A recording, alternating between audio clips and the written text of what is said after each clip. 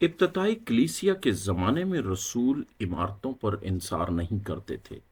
वो शहरों में जाते थे, घरों में छोटे ग्रुप्स बनाते थे, लोगों से ताल्लुक़ कायम करते थे और खुशखबरी को बराह रास्त ज़िंदगियों तक पहुँचाते थे।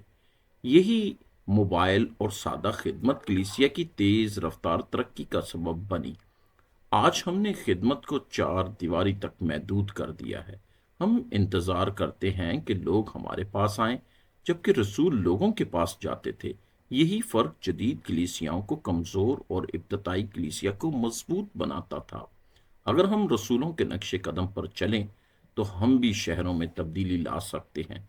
छोटे ग्रुप्स, घरेलू फेलोशिप और कम्युनिटी के अंदर खिदमत, ये वो असूल हैं जो आज भी कारआमद हैं। बड़े शहरों में रहने वाले लोग ज़ाती ताल्लुक और अमली मोहब्बत के मोहताज हैं।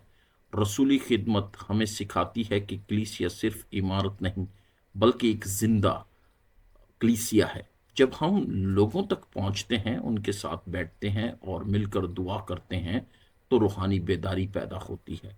आज ज़रूरत इस बात की है कि हम कदीम रसूली हिकमत को जदीद शहरों में अपनाएं। जब हम ऐसा करेंगे तो वो शहर जो रूहानी तौर पर खुश्क नज़र आते हैं, ईमान और उम्मीद के मरकज़ बन सकते हैं।